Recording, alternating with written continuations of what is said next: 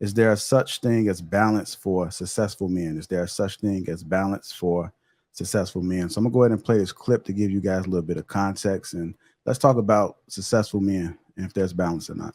This Inez, respectfully, you're tripping. The primary reason I'm where I'm at in my life at my age is because I outwork most of my peers. There's no such thing as balance for successful men. That's true. You're gonna give up one or the other. I Yeah. mean, I each one totally you're agree. probably gonna give up time. I will also say, just because that comment was directed at me, I'm not tripping and you cannot outlogic me. Um, Financial success and overall success are two very different conversations. So you might be financially in a better position than your peers, but that does not mean that your family is not suffering because of your financial success. That does not mean that your overall happiness is not suffering because of your financial success. And so when I'm talking about balance, I'm talking about overall. I'm not just talking about the money that you're bringing home to your family. We're going to talk about it. Is there a such thing as balance for successful men? What are you guys' thoughts? It's all depending on what you define as success. We talked about this last week. What is success to you? Right? If it's chasing the bag, bro, that requires time. Time is the most valuable asset in the world. It's the thing you're supposed to be trying to get the bag to get to buy back, right? So if you're trying to chase the bag, you're giving up time. If you got a little one or a wife or a family, you're taking time away from them. That's simply what it is. So there's no such, what is successful to you? Successful to me is that I'm able to take care of my family, spend time with my children, spend time with my wife, build within my home, and be successful that way. So I consider it pretty balanced. Okay. Right. What do you consider success? I know what everybody else considers success, but thank God I'm not everybody. I look at life with involving harmony and not balance, because I don't really understand the thought process of balance, because there's never two things. It's like 12 different things going on in everybody's life, no matter what it is more than two variables. So the balance thing is like this versus that. No, it's like 5, 10, 15 different things going on in your life. So I look at life as being harmony. And so when it comes to that, when you got family and then you got success and then you got all these other different things have a certain priority that changes day to day. Sometimes your girl is prioritized. The next day, your business is prioritized. So that's a harmony. And I always look at harmony like that, the preamp, like in a recording studio, you got all these little lines going up and down. They're never going straight across. One is up, one is down. And when you go to the next song, or when you go to record something else, this goes up, this goes down. Everything changes on a daily, hourly basis. So you can't prioritize your business all the time. And you can't prioritize your lady all the time. You can't prioritize your kids all the time. The one dial goes down, one dial goes up. And that's kind of like how it is on a daily basis. Yeah, I think just to keep it at surface level and keep it super simple. Yeah, there is no balance. There's no such thing as balance for successful men. And to keep it a bean, I get it. People set individual goals, they have their own individual things that they want to accomplish. But at large and in the greater society, most of what's defined as successful is your status in society. It could be attached to a job title or whatever, but it's also highly regarded as, your resources, what I'm saying? How much are you bringing in? And so even if you want to do something, like just being a pillar in your community, something is always going to have to take a back seat as a result. So there is no 50-50 balance. I think what Lego is saying is spot on. I think it's a symbiotic relationship where it's 80-20, or, it'd be maybe 40-40, 40-20, or whatever that number looks like. is no balance. And I think that's what we dupe ourselves in trying to, or what we've been taught is to try and achieve that balance. And that's never what it is. Or you go after one thing at the expense of another. You got to prioritize, strategize. And I get, accomplishing individual goals, but, by and large, looking at greater society, you look at all the successful men, whether it's community activists or whether it's, multimillionaire billionaires, there's never balance. There's never balance. There's always a deeper investment in purpose and what they're pursuing in that moment. I agree with and this is what harmony is, to continue two different planes, but it's going to a single agreement, right? So I agree with what y'all saying, but that actually is considered balance, actually, because balance doesn't mean 50-50. For instance, like a seesaw, if I weigh 250 and you weigh 150, obviously I'm gonna be sitting down more. But if you go grab someone else that weighs 100 pounds, now we balance and equally out. Now that means it might have took two people on the other end, but we found balance. I found the way to juggle this thing right. So you can juggle, it could, like he said, it could be 12 things, 8 things. But if you find a balance with all of it, if you in harmony with it all, and you can find you're right. Some things you might have to give 80% to, some things you might have to give 20% to. They say the squeakiest wheel gets the most attention. So you gonna give attention to that. That's you are Autobot tonight. No, I'm not on Autobot tonight. Don't do me like that. I'm that's the kind, man. You Megatron tonight. My fault. So it's still messed up right now.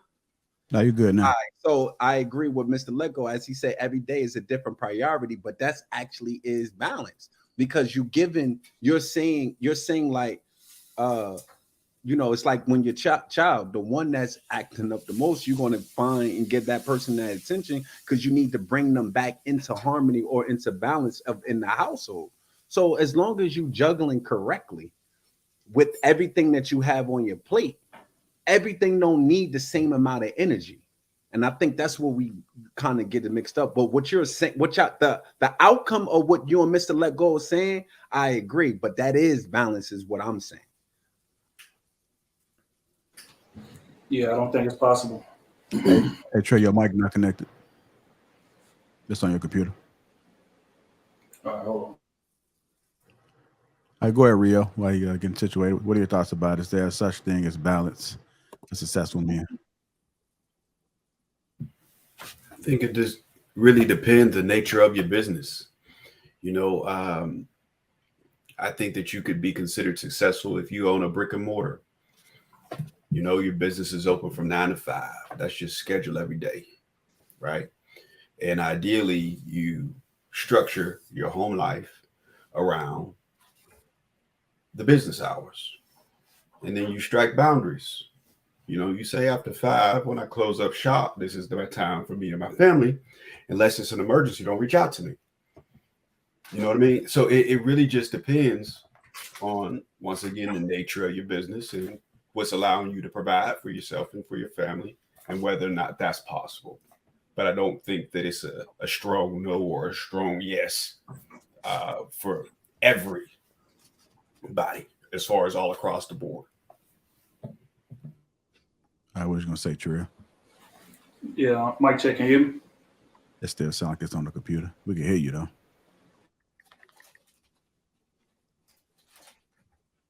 Go ahead, Eric. What are your thoughts about it? Everybody has said some valid points, but the one thing that I want to bring up, everybody keeps defining the word that is pretty, which is success. But the thing you got to realize, and the thing that you got to define probably more so than anything, is balance. And what's your balance? Because what I've heard every man say on this platform is what their definition of balance is for them. So number one, you've taken the time to see what success is for you, right? But what I would want to tell people to do is to define what balance is for you. Now, if you have a significant other in the household, if you have a family, if you have anything going on where it's more than you, then that needs to be communicated with everyone that's involved. So then you're on the same page, and then you can strike that balance together. The biggest problem in finding balance, especially for a successful man or successful woman, is that the lack of communication that's involved in what those words truly mean, success and balance. So make sure you communicate that, make sure that you define that, and then once you do that, you off and running. All right, we're gonna try this one more time. Mic You check, good, man. mic check. You I'm good? good. Yeah. All right. Yeah, to answer the question, I don't think it's possible. To be honest, I don't think it's possible to operate at peak efficiency in multiple things. It's just not what it is. Now I can allot time to multiple things, sure, right? But whatever I'm passionate about is gonna take precedent. Example, meaning if I'm trying to build a brand or I'm trying to build a business, whatever the case may be, I can say, you know what, 6 o'clock, man, I'm going to the house, man. It's just family time. It's just what it is. But more times than not, when you get to that house, your mind is still going to be running 100 miles an hour trying to think of, okay, how can I tweak this shit? Okay, damn, let me try this next time. Okay, I tried this today. That didn't work. But and this is all while you watching, cartoons with your kids or while you at dinner with your wife. Yeah, you talking to her. You're there physically, but mentally you're not. You know what I'm saying? So I don't think it's possible to operate at peak efficiency. Whatever's passion is going to take precedent because all your attention is going to go there because it's a constantly evolving, it's a constant tweaking type of thing for you to reach this perfection. You know what I'm saying? Like the word happiness is relative, the word balance is relative. So that's why I can tie it to it is impossible. I've tried it. And if somebody's figured it out, please hit me on the back chat or hit me in the Instagram DM and relay that information along. But to answer the question, yes, possible for me to divide time, but not undivided attention. No. I agree to that too. And that attention part is important. I was telling somebody earlier today that having more than 2 kids is actually hurtful to kids because you can't give out that amount of attention to all these different kids. So attention is important when it comes to not just to humans but to your business, and that's why it's impossible because you got to give attention to yourself also. You got to keep yourself up because that's another part right there. I was just talking to somebody else the other day, and it was like, yo, since I've been working so hard, I need to get back in the gym because they didn't put enough attention on themselves lately where, they got a gut and they just out here, they ain't doing what they need to do. So they got to give themselves more attention. So it goes back to 1 is impossible. 2, there is no balance. And 3, harmony. Like you got to put together this harmonious schedule. You got to see your lady, whatever, or if you live with her, whatever, that's a little bit better. But you got to see her a certain amount of times a day. You got to go to the gym a certain time a day and go to the gym every day. And you got to do what you got to do a certain part of the day. And that is difficult to do every day. Something's going to be up, something's going to be down. So the main thing I want to just reiterate, we as men and just the women also, you got to make sure you're giving yourself enough attention along with all these other people and your business because, you turn, getting fat and just, unhealthy because you focusing all your time on all these other people and these other things like your business. Let me just say this. Let me just say this real quick because I know people are talking about entrepreneurship and, most of the people that I know, especially like the people that I knew in Atlanta and some of the people that I know here in Chicago, it's never a 9-to-5 operation. It's like a can't see to can't see. It's from you working from can't see to can't see. You understand what I'm saying? And it requires a lot. And most businesses fail within the first 5 years. So for those that persevere and make it, through those first 5 years, and then those that are able to break even and turn profit. I mean, I know the conversations that I've had, in times past with JR, just in how much sleep he lose or how much time he put into building his network. So it's not pretty, it's not sexy. And when you're building a business, you know, something is gonna suffer. Something is definitely gonna suffer. Like Trill was saying, you can allocate your time. And I think most of what we're talking about is just the ability to, I mean, just being disciplined. But I don't, because I know young bloods be in the chat. I don't want them to be deceived and misconstrued, man. That entrepreneur life ain't for everybody, right? But people still need accountants. People still need management. People still need, you know, bodies in the building to serve customers and so on and so forth. And that might be you. Well, but you said it, you hit it right on the nose. I actually did a live a couple years ago. And I was saying I didn't want to misconstrue and let everybody, this ain't easy. What's going on? You know what I'm saying? This ain't easy. So what happened, JR? I saw somebody was pissing or something. Oh, your washing machine was on or something. Oh, no, yeah, that was the what's the name? But yeah, I saw right at it's not easy. The hours that as Rilla said that you have to put in. Not everybody built for this. Everybody want to be an entrepreneur, but when it's time to be an entrepreneur and live that life, bro, you lose everything.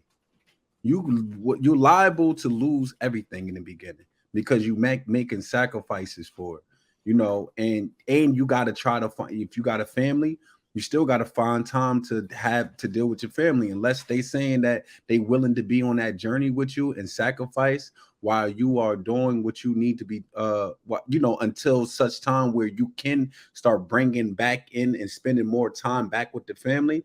You got to have somebody that's equally trying to be on the same mission as you, because other than that, they're going to feel neglected. They're going to feel, you know, you're not giving them the same amount of time that you once did. So my favorite word is equity, right? The equity is, it doesn't mean it's nothing 50-50, is you giving the time that you need for the certain things at that period of time. It doesn't mean last forever. And sometimes are we talking short term? Because you're right. I think we all in agreement on this part that you're going to spend more time on that mission than anything else. But now if we look in the long run on, you know, long term, can you balance everything all out? Eventually you don't have to work as hard. And you know, most entrepreneurs, once they get their business to where it needs to be, if you read the one of the business books, CEOs need to come in, work for 20 to minutes to 1 hour, coming in, check on everything, and they move, and they get to go into the next what they already. That's when you're already established. I mean, that's when you make yourself established. But long term, you got to think long term, not short term. Yeah. Yeah, I was just, oh, I'm sorry. No, Was somebody else about to say something? No. So that's cool, y'all saying it from the entrepreneur standpoint. But if mama and daddy working, ain't no balance there either. Like, y'all don't miss that, please. Yeah, that's right. Please let these young bucks know, if two people working in the household, sometimes three, like when that kid gets 16 years old, they got to go get a gig too. Yeah, you feeling it just as much, if not even more sometimes, as the entrepreneur. Because some people even working like off hours, like daddy work from 9 to 5, mama work from this, you see what I'm saying? And then if you want to hit, you got about an hour's time where you can hit or do something with anybody. And then before you know it, I'm tired, I got to go to work. And let's not even factor in overtime. So that's cool. We talk about entrepreneurs, and, you know, we all, you know, successful brothers here, power. But let's talk to them people that's got them 9 to 5s too, because with the way this world is set up and how, you know what I'm saying, like Black Friday just passed, everybody then charged up them credit cards. Everybody like, oh yeah, I got Mimi, her little this and that, and I got such and such this and that. Oh, it's a lot of overtime going on this week, and there's definitely no balance going on in these households. Yeah, this is something I want to say real quick, and especially with that whole Black Friday. Is it just me? But when I look at it, I think the prices are already marked up.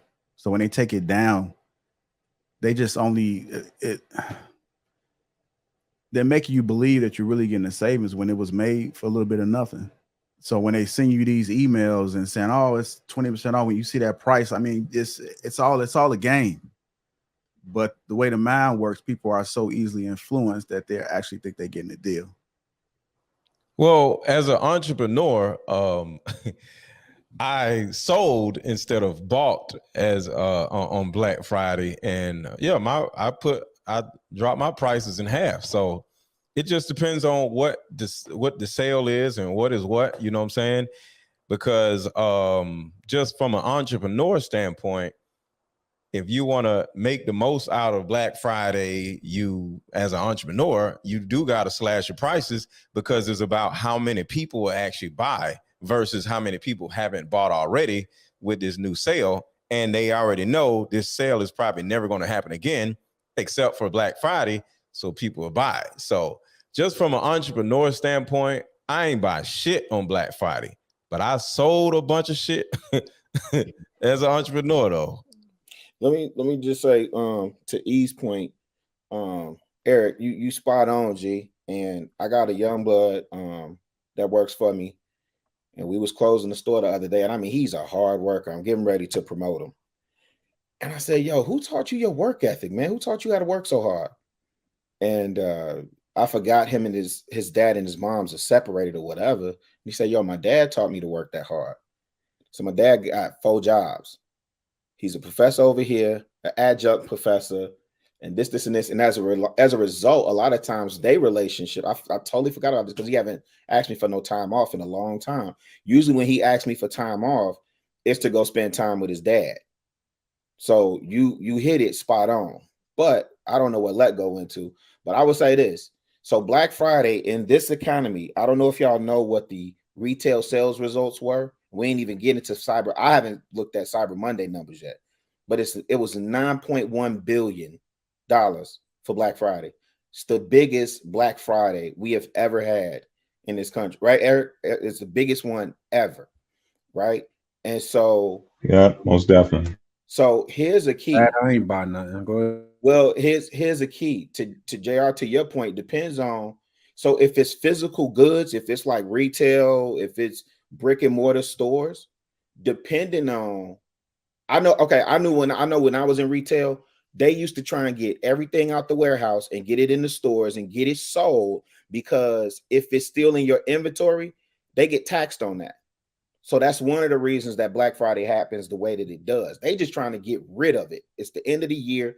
Most people are operating on the annual calendar and not a fiscal calendar. And so for those people, they trying to get it out of there before they get taxed on it. So that's one of the reasons why Black Friday happens the way it does. And if you're a consumer, I'm not discouraging nobody. I hear a couple of y'all saying, I ain't buying it. Man, it was really black, but every Friday is Black Friday for me.